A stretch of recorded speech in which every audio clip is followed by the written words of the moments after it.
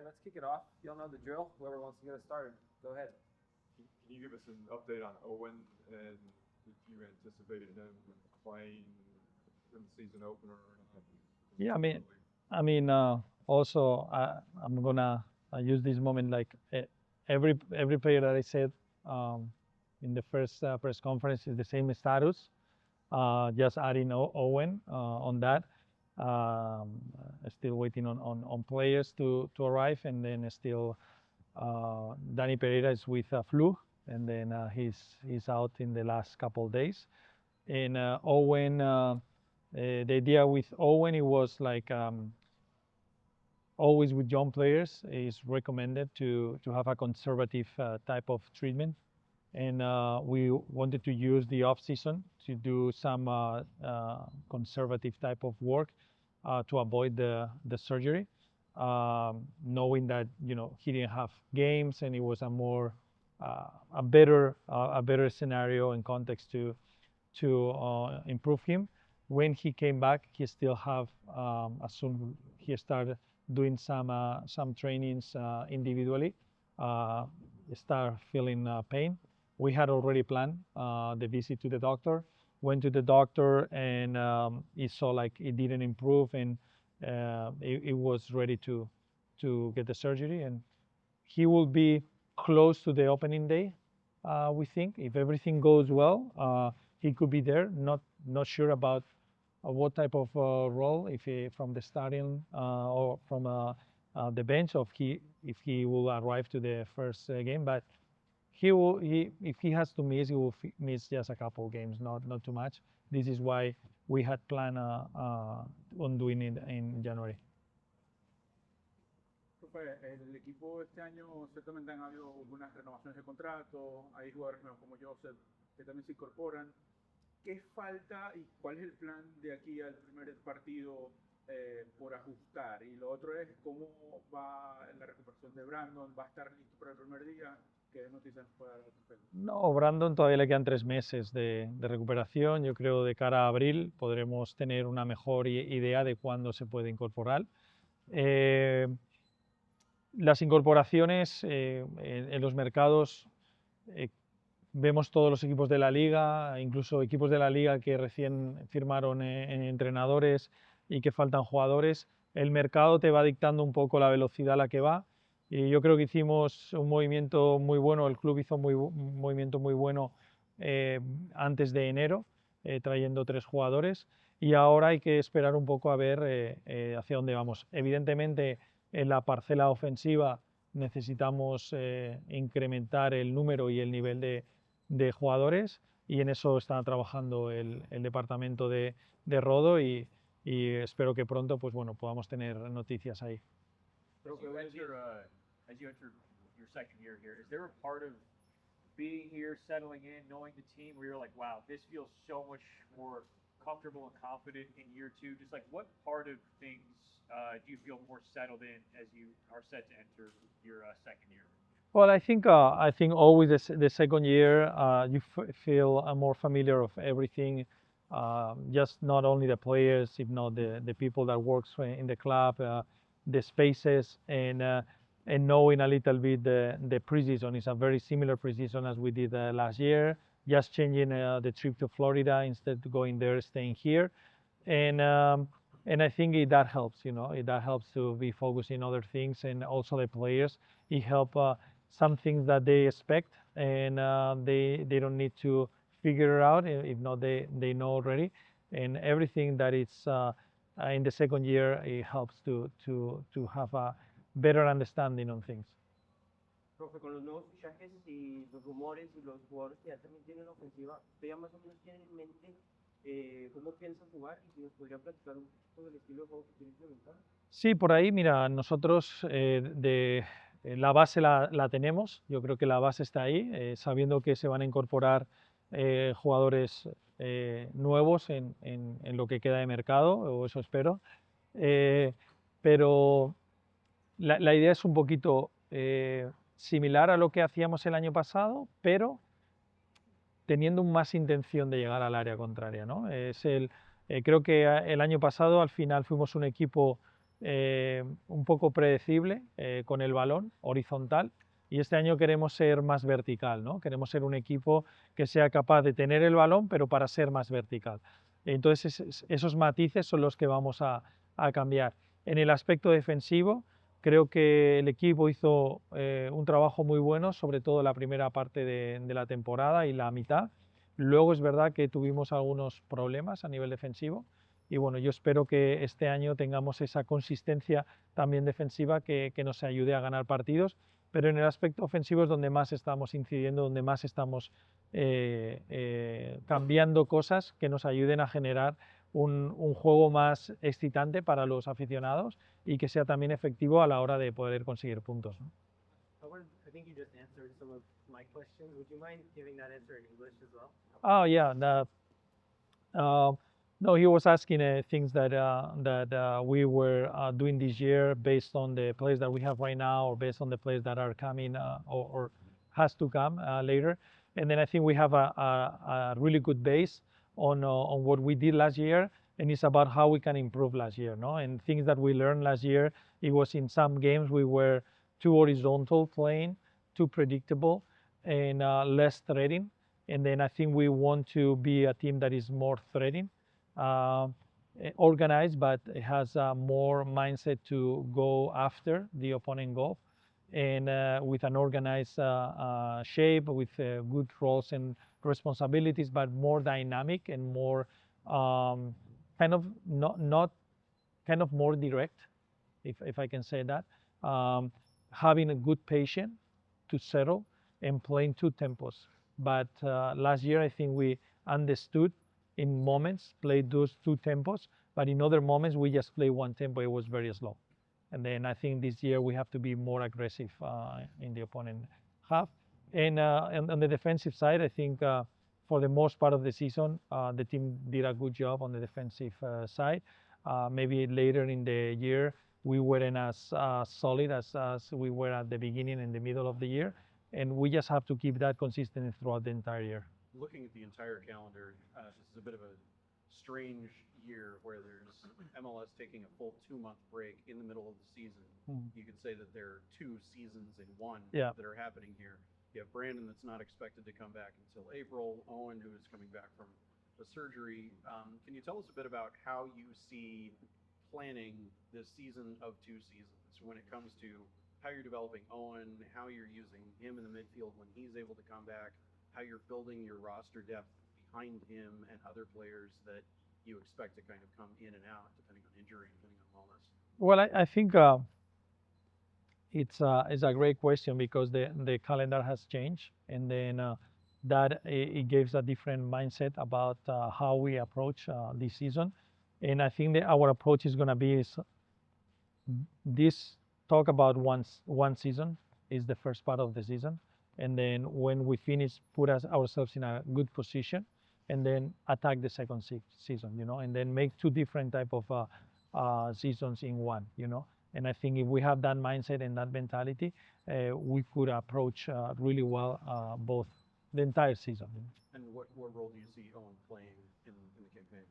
I think as he did last year, you know, a really important role, playing inside, playing wide, being an attacking player, also in moments where we need more offensive mindset, playing in the midfield and having an extra attacker on the field. You know, I think his role is going to be important for the team.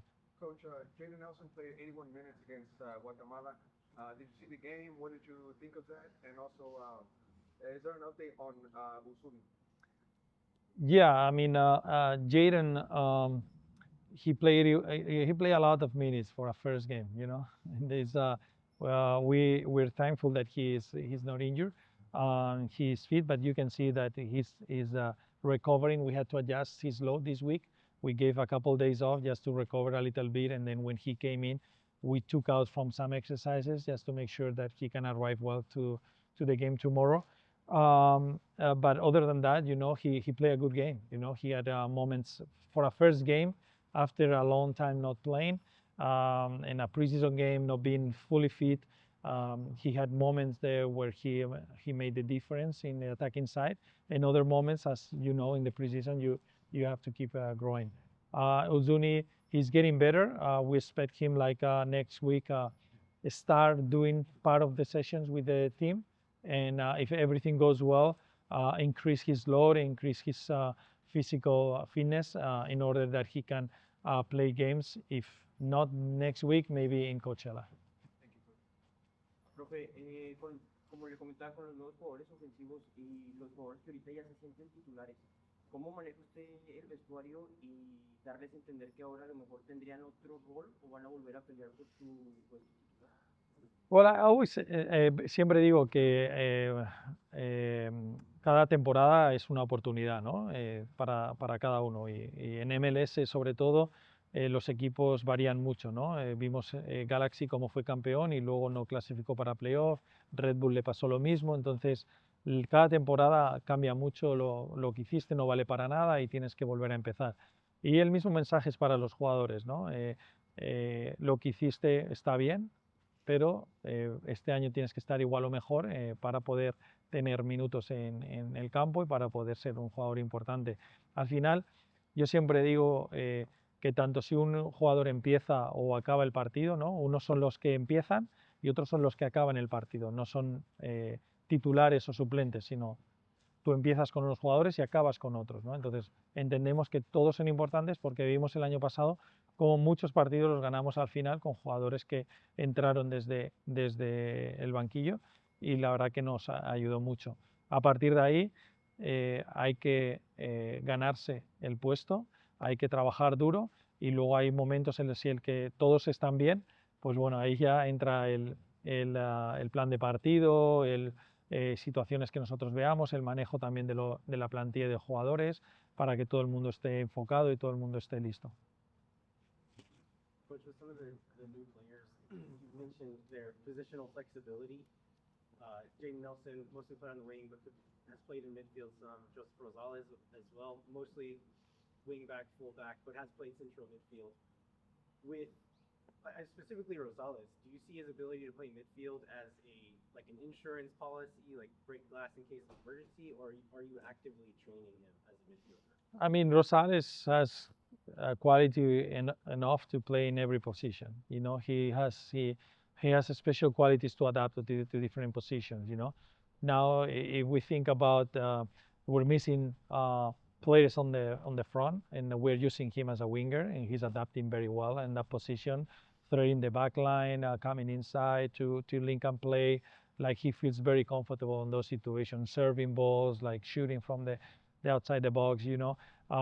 This gives us a lot of flexibility, having players like him that can play in different positions. I think it's important because at the end of the day, as you said, we have Owen getting ready from a injury. We have some players that are not here. We have Uzuni getting ready from an injury. Then we're short in the front part of the team, and then we're using the qualities of players like him to see him how he can do it, and to be honest, he's doing a very good job. And then bringing him in raises questions about Biru, and do you still see Biru as primarily a left fullback, or is there any thoughts on using him as more of a center back like you did for stretches? Biru is another player that can play in different positions. He can play fullback, can play center back, central midfielder. He played in the youth as a number 8 in his club, you know. And then and I think that versatile qualities that we have in different players, it help us, you know. And as I said, we're short in the front part of the field, and players like Coleman, players like Rosales. We're putting them in forward positions, and they're doing a really good job. And even Biro is playing fullback. Sometimes he's playing higher on the pitch, and we're trying different things to maximize that. And as I said, we don't see it like we have 3 fullbacks or 3 left backs right now. We have 3 players that can play in different positions, and this helps us to build a stronger roster.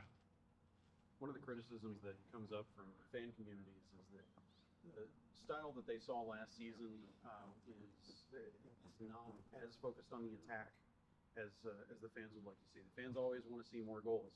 Yeah. How confident are you in the reinforcements that you have, the new players you have coming in, the way you plan to deploy players in driving a more aggressive attack this year and getting into the final third, as you say? Fans are really smart because they think the same as me. I want more goals also. If not, I'm gonna die in the sideline with a heart attack. You know.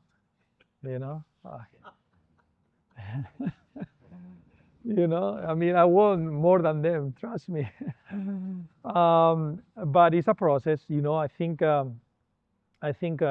one of the things that probably, and you had the fans in maybe previous years and wherever, or in other clubs, that teams that are very offensive or attacking oriented, but they don't defend well and they don't make the playoff, then you want to make the playoff. Then first we had to find a way to make the playoff because it was a need for the fans, it was a need for the club, for the players, for everyone here.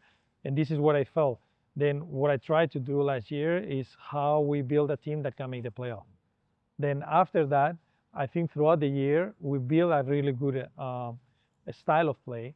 And besides the beginning of the year, if you look at our numbers from June to the end of the season on the offensive side, is in the average of the league, is not in the lower part of the league, is not in the highest, but it's not there. Obviously, we want to improve, and this is our focus this preseason, is being on how we want to be, or we can be more vertical and score more goals. Do one more for Nico before we Profe, aparte de lo táctico, se ha hablado mucho siempre en el equipo sobre la mentalidad y el alto rendimiento del club dentro del camerino, ¿no? ¿Quién es ese jugador que para esta temporada se podría considerar como líder del equipo y que precisamente traiga esa mentalidad de alto rendimiento que el equipo al final busca para conseguir los resultados que los fanáticos y que todos esperan? Bueno, yo creo que es un trabajo compartido, ¿no? No de solo un jugador, sino de todo el equipo, ¿no? Un compromiso por parte de todos los jugadores de liderar de una manera diferente, ¿no? Cada uno tiene su rol. Es verdad que, pues bueno, este año creo que es oportunidad para que nuevos líderes emerjan, ¿no? Hemos perdido dos líderes como Julio y como Diego, y ahora otros jugadores que llevan ya un año en el club o llevan 2 años en el club o acaban de llegar pero tienen un nivel alto en el campo, tienen experiencia y tienen capacidad de liderar. Ahora es el momento para que estos jugadores sientan a Austin como algo suyo y sientan que ellos deben ser alguien importante dentro del vestuario para tirar, ¿no? Hacia adelante. Entonces esto es un relevo generacional que estamos también haciendo, que es importante y que pasa en todos los clubes, y que ahora pues ese liderazgo y responsabilidad entra en otros jugadores que llevan tiempo en el club, ¿no? Pues estamos hablando de los Dani Pereira, de los Owen, de los incluso Brandon Vázquez, ¿no? Jugadores que ya llevan tiempo aquí, Mirto, otros jugadores que pueden dar ese paso adelante, ¿no? Entendemos que los Brad, Brendan, que llevan tiempo, John Gallagher, ¿no? Que sus voces se escuchen, que sean jugadores que la verdad que son importantes para todos nosotros y que ellos pueden dar un paso muy bueno para hacer ver la importancia que tiene el tener gente como ellos en el club, ¿no? All right, we'll wrap Nico's section there. Thank you, Nico. You're welcome. Thank you, guys. Thank you. Okay. Thank you. All right, everybody, keep it rolling. Joined by one of our new faces this offseason, defender John Bell. So yeah, we can keep it going. Whoever wants to start us off, go for it. I know UMBC's a good soccer program, but it's not like the biggest soccer program.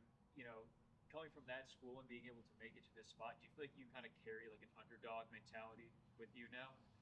Yeah, for sure. I think, coming from there, it made me realize just how important it is to take care of yourself and your craft. And, whatever you have as a dream, you're able to obtain it. It's all about belief and determination. And, I think UMBC did a really good job of putting me in those places to, excel. And with that, your journey to get here, how gratifying has it been, and like what's the moment been? You talked about having a dream to be able to get here, multi-year deal, and to be with one of the better squads in MLS. What is it like being here now? You know, I'm blessed and I'm thankful. I have no one else to support but, you know, my family and, you know, God, because, you know, I think without those in the picture, you know, it'd be very hard. But I think for me, just being able to be here and be able to say that, you know, I was able to speak these things into existence, um, it's very reassuring that, you know, what I was able to say and do, I was able to achieve it. Who are some guys that have been really helpful in this transition process? To Austin, per se? Yeah, to Austin FC specifically. Yeah. Guys on the team. You know, speaking to Nico was a big help. We had a couple conversations over the off season when I was still talking to other teams, and you know, he gave a really good pitch of what he was trying to do, and you know, his goal for this team and the goals they were trying to achieve, and you know, it brought me in. What was that pitch? I'll just say that, you know, he has plans to make this team excel to the next level and, you know, higher seed in playoffs. And, you know, they had a good run and came short last year in Open Cup. And, you know, maybe we can try and run it back this year. What do you describe yourself as a player? What do you bring to Austin? I would say mentality and hard work. You know, also coming from Seattle, which was, you know, established team defensively, you know, bringing any type of experience that I learned in my experience there, bringing it here to help the team gel and, you know, kind of just being a sponge as well, you know, learning how the style is here and putting my own game into the mix of things. You've only been here for a little bit, but compare the outside looking in to what it's been like since you've actually gotten to Austin. What was your impression of Austin coming in, whether it's the club, the fan base, that sort of energy, and what have you gotten to see so far that's made you feel like Nico's pitch really was everything he's cracked up? I think his coaching staff, you know, everyone's bought into the idea that he has, as well as the team. You know, obviously playing here on the opposing side, you know, at Q2 Stadium, it's a great place to play. The field's perfect. And, you know, the play style as well is something that I think caters to my type of game and what I'm good at doing. But, you know, playing with the team, training and everything like that, even in the first week and a half, I've been able to adjust pretty well and the coaches have been helpful. I know in your career you played several spots across the back line. Where are they working right now? What role do you see yourself playing for this team? You know, it's been about 2 weeks, and you know, right now it's still center back, left center back role, and you know, just positioning wise has been great. You know, Nico and Davey as well has helped me out a lot. You know, in just terms of positioning wise and how they want to build out. John, is there any players from the Austin FC team that before that you joined, when you were notified there could be a possibility of you coming to this club, were there any players that you were excited to work with in Austin FC? You know, I've never played with anybody on this team. I've only been on the opposing side, but I know they have great quality. You know, defensively with Gallagher and Brad obviously being one of the best keepers in the league as well. And then, you know, midfield-wise, you know, Danny I've played against Venezuela and Jamaica. So I know there's quality all around on the team. So it's been exciting to, you know, get to know everybody and gel with everybody. Looking ahead to that match in Miami against Miami in April, you looking forward to that one? Yeah, for sure. You know, it's their new stadium, and it's a big opportunity, honestly, for us to kind of run that. Anything else for John? So you might not know this, but Julio Cascante leaving, he was one of the kind of fashion staples of the team.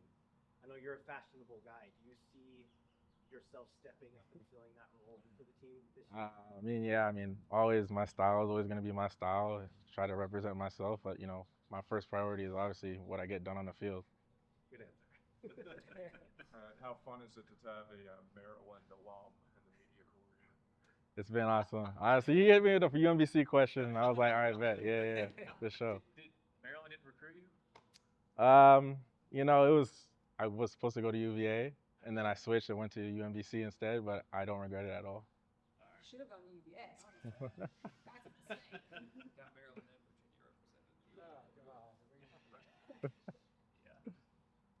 All right, we'll wrap it there. Thank you, John. Appreciate it. Thank you, guys.